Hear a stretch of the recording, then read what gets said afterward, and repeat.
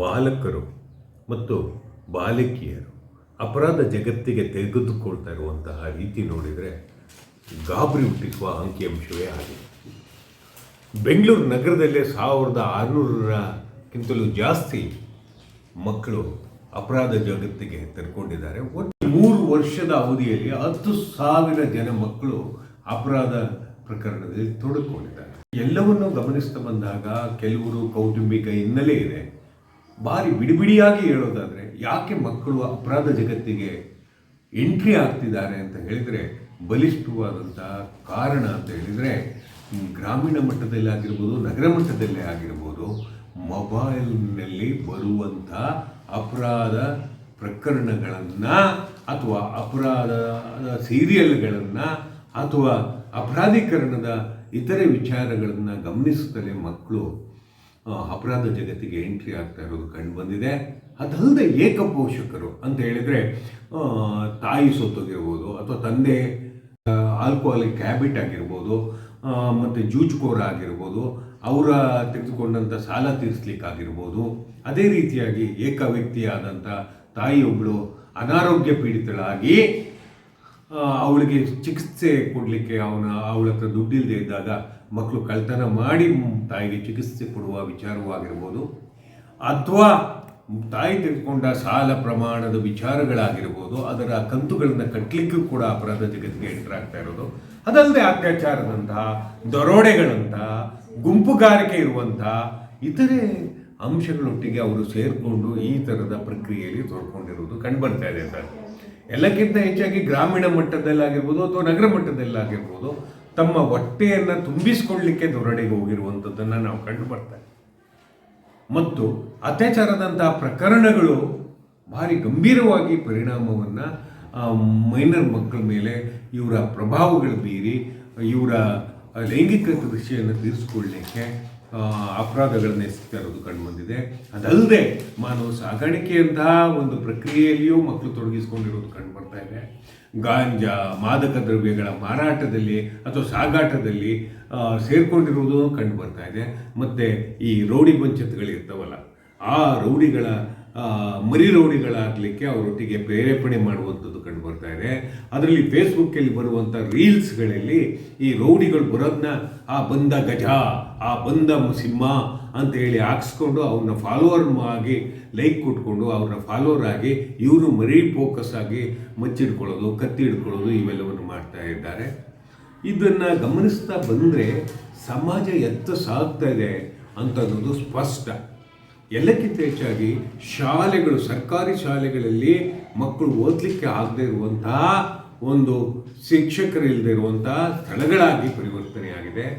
ಮತ್ತು ಸರ್ಕಾರಿ ಆಸ್ಪತ್ರೆಗಳು ಕೂಡ ಸೇವೆಯನ್ನು ಕೊಡುವಲ್ಲಿ ವಿಫಲ ಆಗ್ತವೆ.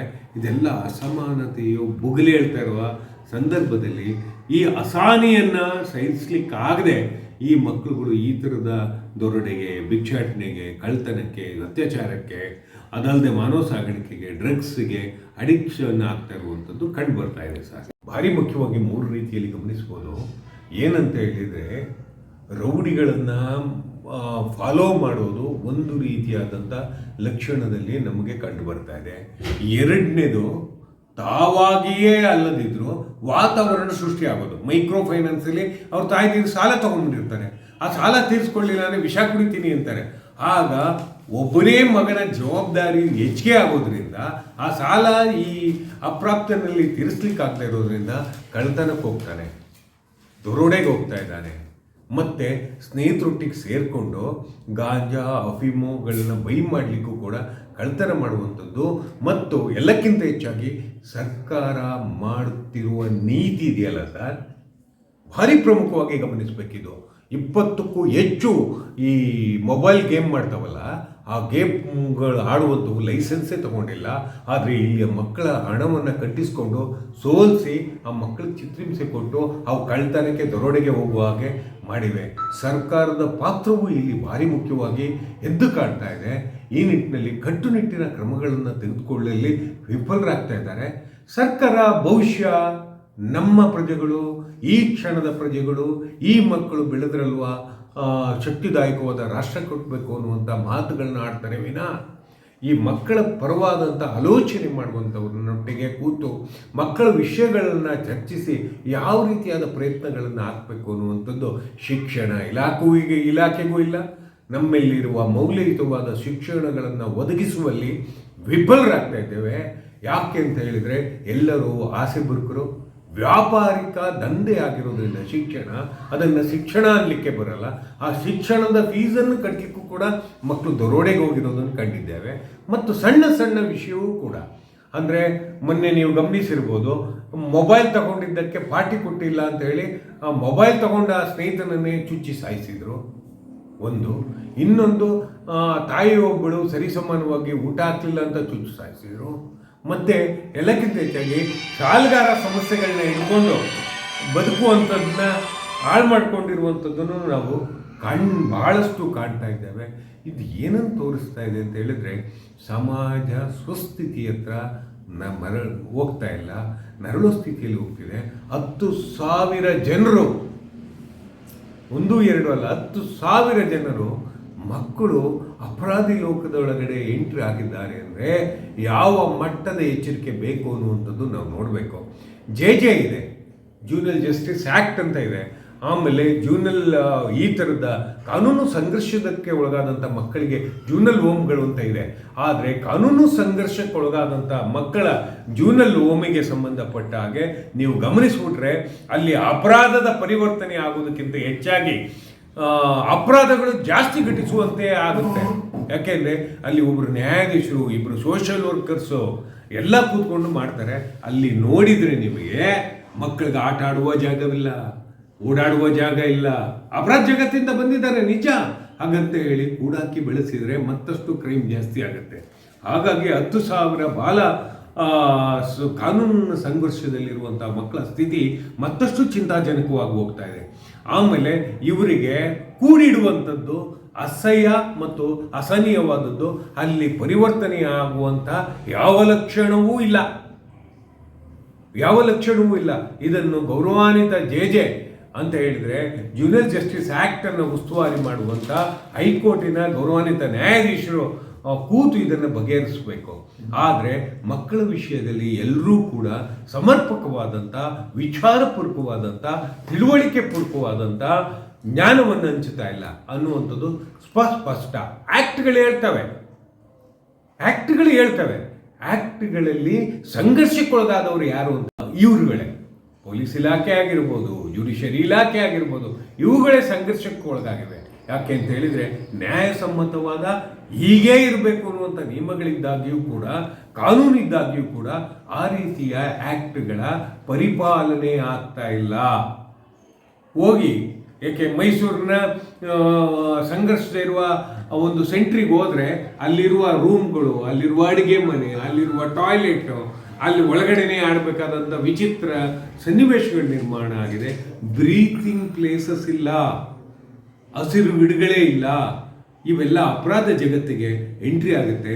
ಸಣ್ಣ ಅಪರಾಧ ಮಾಡಿದವನು ದೊಡ್ಡ ಅಪರಾಧ ಮಾಡಿದ ಮಗುವಿನೊಟ್ಟಿಗೆ ಬೆರೆಯಬೇಕಾಗಿರೋದ್ರಿಂದ ಅವರು ಒಳಗಡೆನೆ ಗ್ಯಾಂಗ್ ಆಗ್ತಾ ಇದ್ದಾರೆ.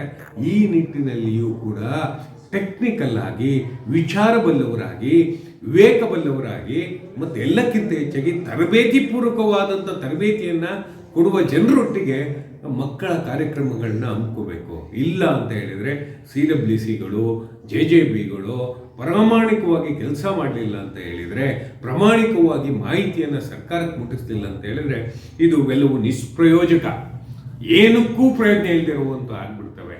ಆ ಕಾರಣದಿಂದ ನಾವು ಎಚ್ಚೆತ್ತುಕೊಳ್ಬೇಕಾಗಿದೆ. ನಗರ ಅನ್ನುವಂಥದ್ದು ಸಮಾಧಾನ ಕೊಡದೇ ಇರೋ ಜಗತ್ತಾಗೋಗಿದೆ ಸರ್, ಅಸಹನೀಯವಾಗಿ ಹೋಗಿದೆ. ಯಾಕೆಂದರೆ ಮಕ್ಕಳು ಸರ್ವೈವಲ್ ಆಗಬೇಕು ಅಂತ ಹೇಳಿದರೆ ಅವರಿಗೆ ನೈತಿಕ ಶಿಕ್ಷಣ ಇರಬೇಕಾದಂಥ ಮತ್ತು ಅಪ್ಪಿ ಮುದ್ದಾಡಬೇಕಾದಂಥ ತಾಯಿ ಅನಿವಾರ್ಯ ಕಾರಣದಿಂದ ದುಡಿಯಕ್ಕೆ ಹೋಗುವ ಸನ್ನಿವೇಶ, ಸಂಘರ್ಷ ಸೃಷ್ಟಿಯಾಗಿದೆ ನಗರಗಳಲ್ಲಿ. ಆ ಕಾರಣದಿಂದ ಮಕ್ಕಳನ್ನು ಬಿಟ್ಟು ಹೊರಗಡೆ ಹೋದ ಕೂಡಲೇ ಮಕ್ಕಳು ಯಾರ ಸವಾಸಕ್ಕೆ ಬೀಳ್ತಾರೆ ಎನ್ನುವ ಪರಿಜ್ಞಾನ ಇಲ್ಲದೆ ಇರುವಂಥದ್ದು ಒಂದು. ಎರಡನೇದು, ಫೀಸ್ ಬಿಟ್ಟರೆ ಮತ್ತೇನೂ ಕೇಳದೇ ಇರುವಂಥ ಶಾಲೆಗಳು ಮತ್ತು ಈ ಎಲ್ಲದರಿಂದ ಬೇಜಾರುಗೊಳಗಾಗಿ ಸವಾಸ ದೋಷಗಳು, ಇವೆಲ್ಲವೂ ಕೂಡ ಮಕ್ಕಳನ್ನು ಅಪರಾಧಿ ಜಗತ್ತಿಗೆ ಎಂಟ್ರಿ ಮಾಡುವ ಕಾರಣವನ್ನು ನೋಡ್ತಾ ಇದ್ದೇವೆ. ನೋಡಿ, ನಾವು ಈಗ ಗಮನಿಸ್ಬೋದಾದ ಸಾಂಸ್ಕೃತಿಕ ರಾಜಧಾನಿ ಅಂತೀವಿ, ಇದೊಂಥರ ಗಾಂಜಾ ರಾಜಧಾನಿ. ಗಾಂಜಾವನ್ನು ಯಥೇಚ್ಛವಾಗಿ ಮಾರಾಟ ಆಗ್ತಾರೆ. ಒಂದು. ಎರಡನೇದು, ಬೆಂಗಳೂರಲ್ಲೂ ಕೂಡ ಗಾಂಜಾ ಮಾತ್ರೆಗಳು ಎಗ್ಗಿಲ್ದೆ ಸಿಗ್ತಾ ಇದೆ. ಪೊಲೀಸ್ ಇಲಾಖೆ ಏನೇ ಮಾಡ್ಬೋದು, ಅವ್ರು ಒಳ್ಳೆಯದೇ ಮಾಡ್ಬೋದು, ಅದು ಬೇರೆ ಪ್ರಶ್ನೆ. ಆದರೆ ಸಮಾಜ ಎಚ್ಚೆತ್ತುಕೊಳ್ಬೇಕಾಗಿದೆ. ಈ ಥರದವರ ವಿಷಯದಲ್ಲಿ ಅನುಕರಣೀಯ ಅನುಸಂಧಾನದ ವ್ಯವಸ್ಥೆಯನ್ನು ತಲೆಗಾಕೊಂಡು ಕೆಲಸ ಮಾಡಬೇಕಾಗಿದೆ. ಇಲ್ಲ ಅಂತ ಹೇಳಿದರೆ ಈ ಜಗತ್ತಿನ ಅಪರಾಧಿಕ ಸಂಖ್ಯೆ ಜಾಸ್ತಿ ಆಗ್ತಾ ಇದೆ. ಶಿವಮೊಗ್ಗ ಬಿಡಿ, ಶಿವಮೊಗ್ಗದಲ್ಲಿ ಈ ಥರದ ಅಪರಾಧಗಳು ಜಾಸ್ತಿ ಆಗಲಿಕ್ಕೆ ಬೇರೆ ಬೇರೆ ಕಾರಣಗಳೇ ಇವೆ. ಅಲ್ಲಿಯ ವಾತಾವರಣ, ಅಲ್ಲಿ ಬೆಳೀತಿರುವ ಆರ್ಥಿಕತೆ, ಕೆಲವು ವಿಷಯಗಳಿಂದಾಗಿ ಮಕ್ಕಳು ಈ ಥರದ ಒಂದು ಅಪರಾಧ ಲೋಕಕ್ಕೆ ತೆರೆದುಕೊಳ್ಳುವಂತಹ ಅಂಶ ಎದ್ದು ಕಾಣ್ತಾ ಇದೆ. ಯಾಕೆ ಅಂತ ಹೇಳಿದರೆ, ಎಲ್ಲಿ ಖಾಸಗಿ ಶಾಲೆಗಳು ತಮ್ಮ ಆಸೆ ಬುರುಕುತನದಿಂದ ಅಸಹನೀಯವಾಗಿ ಮಾಡ್ತಿದ್ದಾರೆ ಮಕ್ಕಳ ಜೀವನವನ್ನು, ಎಲ್ಲಿ ಆಸೆ ಬುರುಕದ ಏಜೆಂಟ್ಗಳು ಅಂತ ಹೇಳಿದರೆ ಬೇರೆ ಫೈನಾನ್ಸ್ ಕಂಪ್ನಿಗಳು ಸಣ್ಣ ಪುಟ್ಟಕ್ಕೆಲ್ಲ ಚಪ್ಪಲಿ ತೊಗೊಳಕ್ಕೂ ಲೋನ್ ಕೊಡ್ತವೆ, ಕಿವಿ ವಾಲೆ ತೊಗೊಳಕ್ಕೂ ಲೋನ್ ಕೊಡ್ತವೆ, ಮತ್ತು ಅವುಗಳ ಬಡ್ಡಿ ಅವೆರಡನ್ನೂ ಅಡಾಮಡಿಸಿ ದುಡ್ಡು ಕಿತ್ಕೊಳ್ಳೋದೇ ಆಗಿದೆ.